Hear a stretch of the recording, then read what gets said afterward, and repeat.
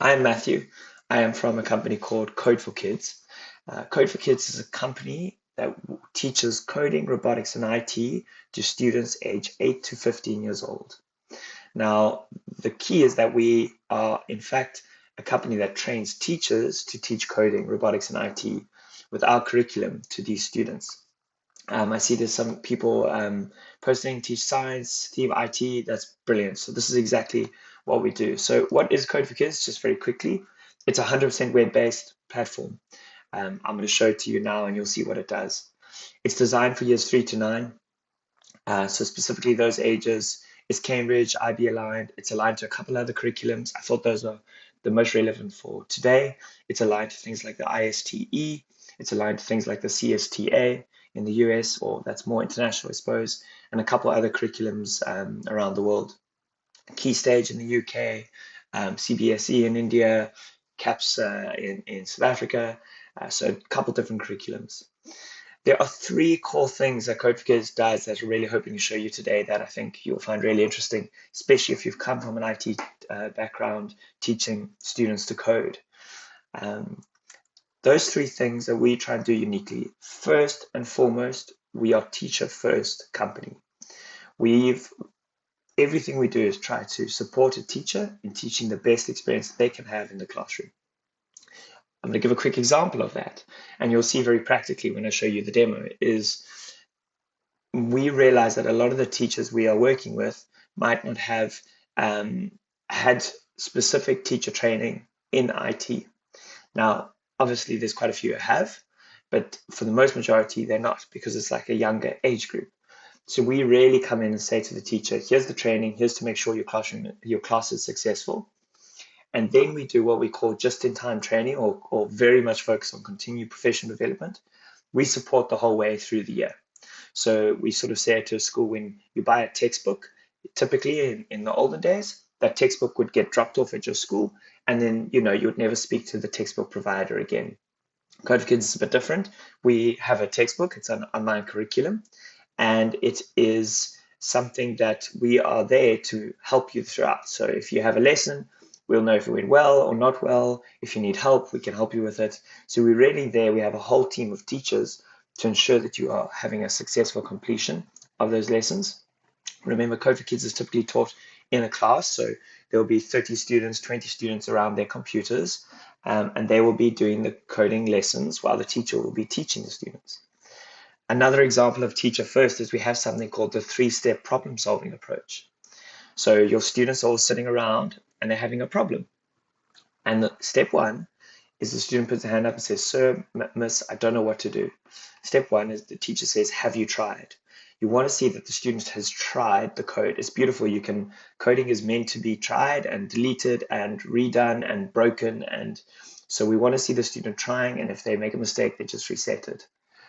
Step two, if the students are still having a problem, the teacher asks, you can ask your neighbor, but you can ask your neighbor with your mouth, but not the mouse. You can help them with your mouth, but not your mouse. So you cannot do it for your neighbor, but you can help them and explain to them and teach them what it is you're doing. So that is the second step. And then the third step is if the student still can't do it, the teacher asks with the question, "Hi, Amy, lovely to see you. Thanks for joining." The teacher answers with a question, a Socratic question. The teacher answers Socratically with a question. "Have you tried this? Have you tried that?" So we do hundreds of lesson observations, and the best teachers we watch teach coding are the teachers who never ever give the answers to the students. This is not a tool where the students are all going to put their headphones on and disappear through movies and videos and various things like this. You'll see how it's designed, but the best way to do it is create that collaborative environment in a class. So that's the first thing. We focus on the teachers. The second thing is we teach real code and real content. Now, this company actually started 7 years ago now by myself and a couple of colleagues, and it was born out of me teaching my niece to code. And I taught my niece to code for 2 years. And by the age of 12, she could pass a job, a first level of a job, for something that required a university degree. Now, it wasn't because she is going to be the best coder in the world. I don't think she ever will actually I don't think she will become a coder. I think she's going to become a lawyer. And she wasn't necessarily the top smartest student in her class, although I love her to bits. But it just highlighted to me that there's this massive gap between what is happening in the school classroom and what is being needed in the real world. So Code4Kids is there to bridge that. So what we're doing is we teach real code. We teach HTML, CSS, JavaScript, Python. We do use Blockly to bridge the gap into Python and tools like such. And then we teach real content. So instead of, a game-based content or made-up characters, we teach them about websites like building a website in your country, the solar system, famous women in history, sustainability, entrepreneurship, drones. And you'll see a little bit of that today. And like I said, the third thing is we're here to bridge the gap. We are trying to say tools like Scratch and Code.org are brilliant, and there's an array of tools. And up until the age of 8 and 9, we do think they're brilliant and they can continue, but we try to bridge the gap from those tools to the real code that they will need in the year 10 and above. So that is Code4Kids. And I'm going to show you exactly how these kind of things work. Just a quick background. We work with more than 500 teachers over the years. We grew quite rapidly just before COVID. The tool was still being able to use online, which was very useful, but it was difficult to grow. We're in quite a few different countries, and why I'm speaking to everyone today is we are expanding further and further into the international schools market, and this is really us. We have just a small handful of schools in that kind of segment, and we are looking at working with more schools to understand the needs there in that market. So that's a bit about us. Like I said, we are fully focused first and foremost on the teacher. You need no prior coding experience.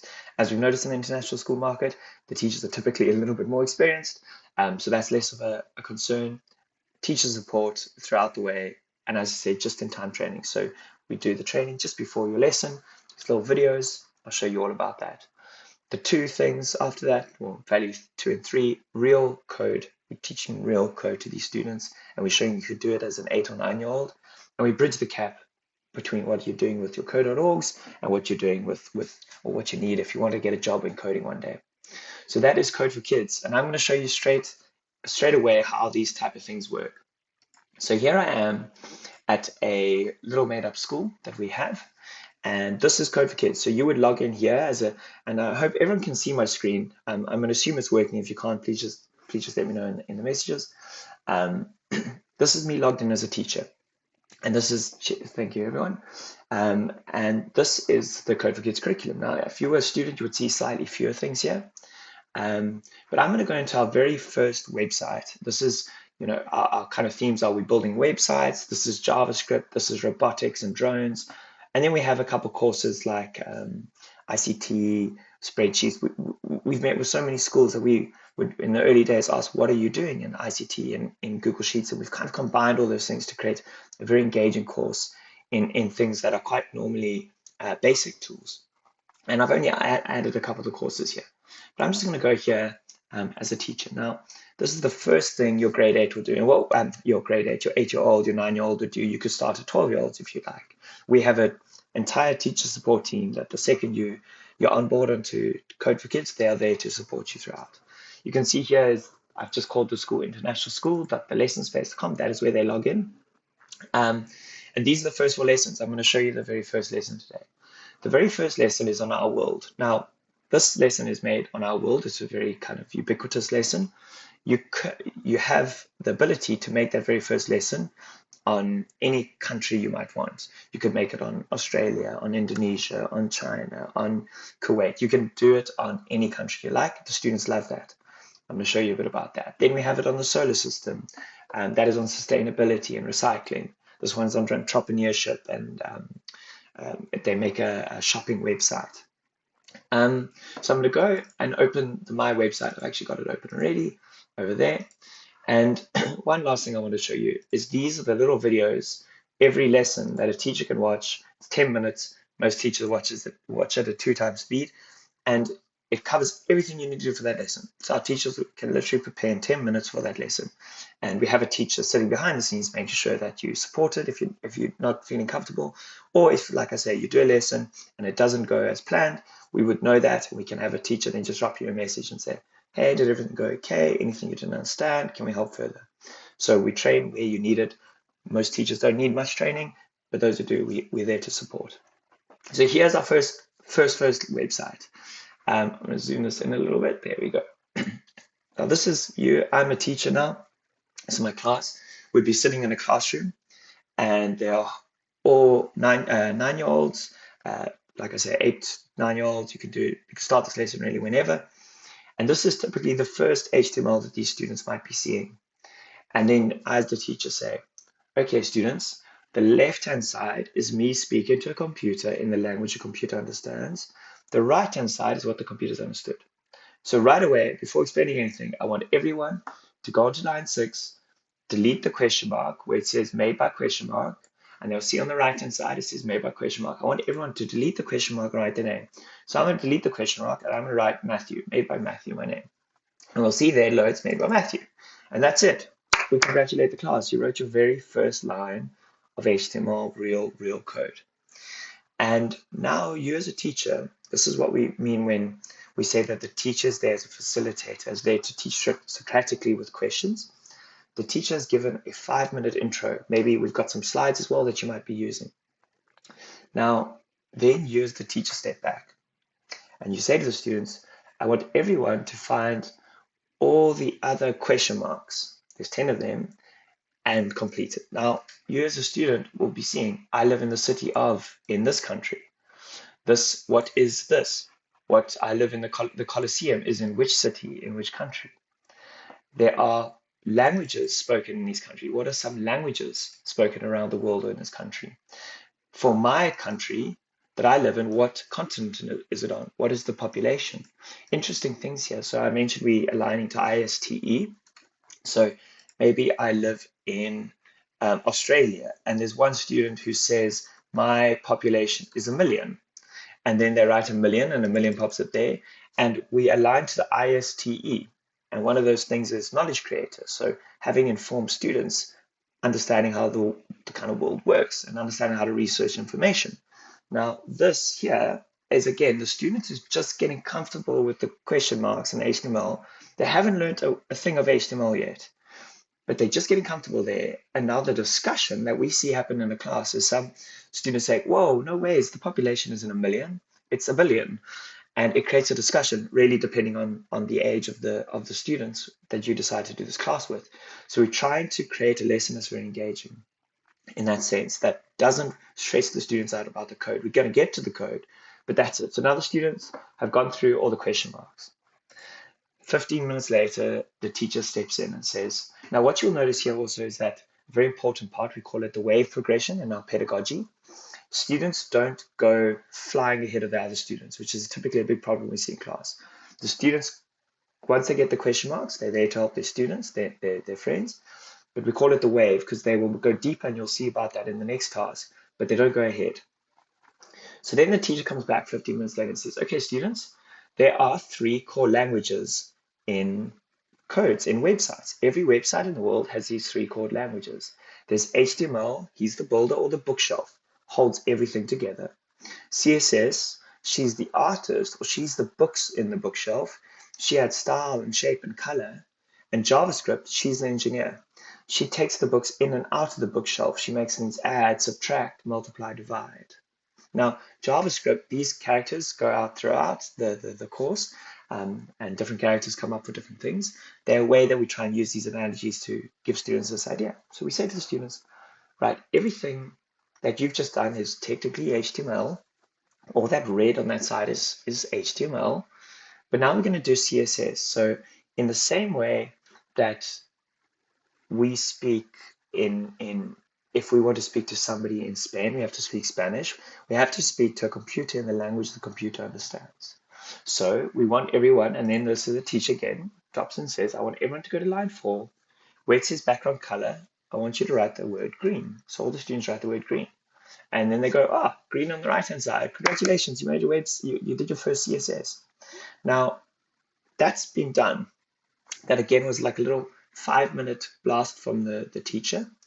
And then the teacher will say, I want everyone to also have a look at the colors tab here. Now, on the colors tab, there's a whole bunch of different colors. Now, there are aqua, there's dark golden rod, there's tons of different colors the students can use. And we want you to go back now to your websites and find the other 5 colors you can. Maybe I'm going to make mine green and gold. And find the other colors that you could do to build a website. Now, what happens, this becomes more of an art class than a coding class. Again, the whole concept of our company is to not teach coding for coding's sake. We want to teach coding so that can actually be used. You've seen students say, sir, ma'am, why do I need to do this? When am I ever going to use this? We try and show you that in lesson 1. Now, here's an example of students running through, they go through the colors. What the teacher might say is, make sure your colors aren't the same as the neighbor. So everyone's going to have a different website. But maybe a student is going to make their color red and this they're going to make yellow. Now, you might say to the student, does that yellow and red look nice? Is somebody going to be able to read that? Is that like a well-designed website? And it creates a discussion that's more than just the coding. And then what I wanted to mention with the wave discussion was, now you're going to get students who are going to get ahead, and they're meant to be there helping the other students. It makes your job as a teacher a lot easier. But then you might say to the student, okay, you've got ahead, we're still waiting for the rest of the class, and we give the teacher a whole bunch of nuggets of things to do throughout the lesson. Okay, student, what if you change the word colors? The word language on line 30. Could you change that color of that word language? Now, the student can't just go and write blue here because there's no tag, that style. Now, they haven't learned all this stuff, but you're going to have a student who's going to figure out that there's this thing called style there, and they're going to go and it's going to challenge them. It's going to give them this that's going to keep them busy for a long time. And of course, in the course, we're going to come back and teach those things. So that is the very first website that they make. Now, of course, we go through, these are headers, these are paragraphs, these are style. And then it gets quite exciting. They build their new country. So this could be build your home country, build a website on that. So you might make it on Jamaica, on France, or it could be everyone gets assigned a country. Or what we see really exciting sometimes being used is build it on a made-up country. So maybe your made-up country has a green flag. So the students now go and they draw these green, and this green flag has these 3 circles. Now this flag is actually appearing on their website, and they then write about why their flag is symbolized with these green circles to show green energy or whatever it is they do. And everything that they've made here is now open and shareable via websites. So they can see their country that they made over here, and they can see their new country that they made there. That is actually something that the students can share and use if you'd like them to. So just like that, in a 40-minute lesson, the students are making a real website that real people can use. So that's just the first lesson. I just want to touch on some other things here. So that's building websites, first lesson. There's a whole bunch of other things the students are doing, but one of the other things we see is they could build a website on their school or on their sports team. And we see some schools create these projects, and if it's a sports team, the students add things like the position, the team news, the results, and then they actually start sharing these websites on the school newsletters.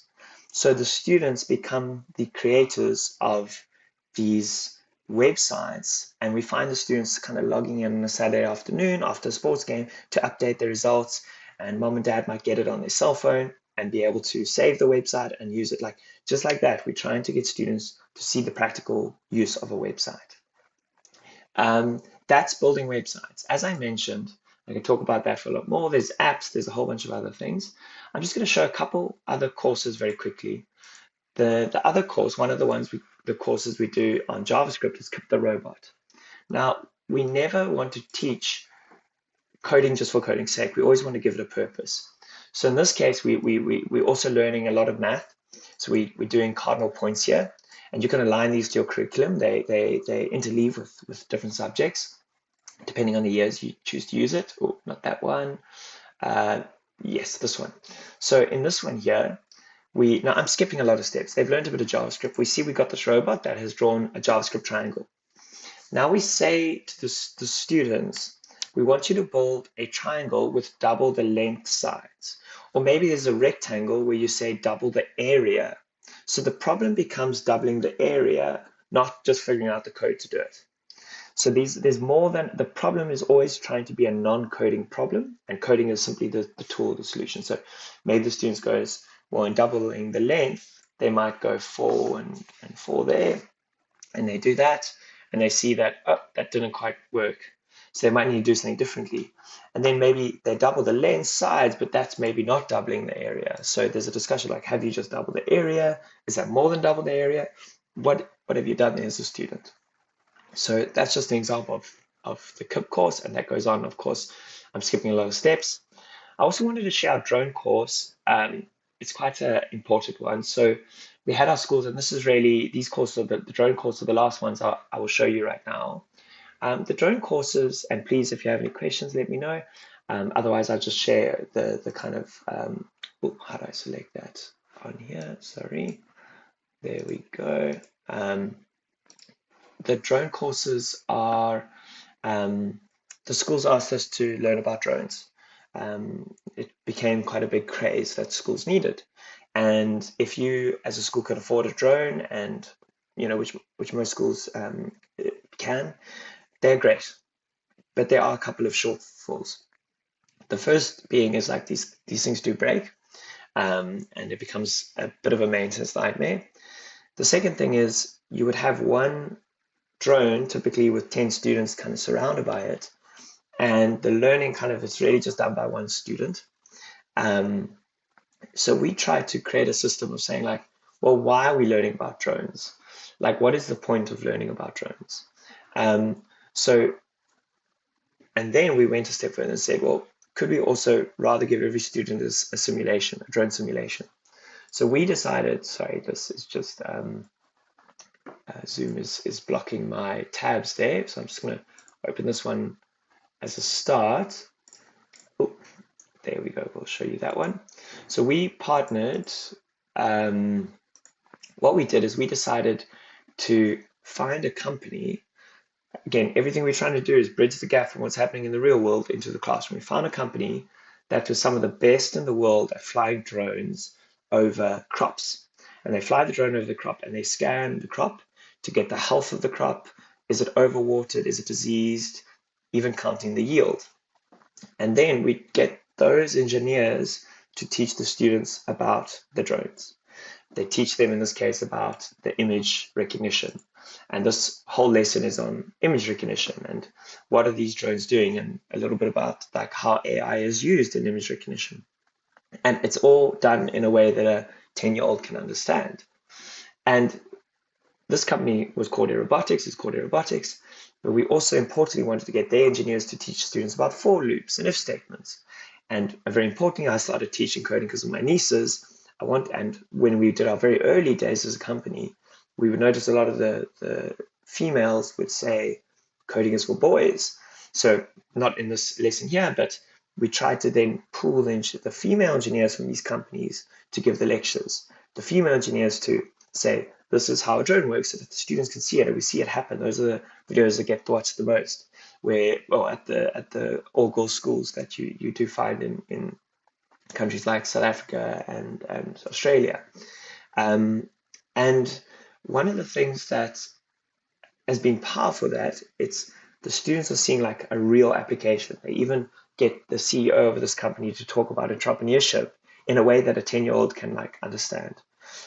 We also partnered with a couple of other very interesting organizations from a very big news chain that's coming out soon to teach students about fake news, because we thought we could teach about fake news, and we do, but what if we got one of the biggest news chains in the world to teach students about fake news and the wariness of that? So here's image recognition, but then the students are going a step further, and this is just, there we go. And here they are flying their drone. This is with just doing Blockly. Here they might fly their drone to get to the flag there, and you can see they've done a little bit of Blockly to get to the flag. But what I really want to show you, and this is really the last thing I want to show you, is here's the drone being used.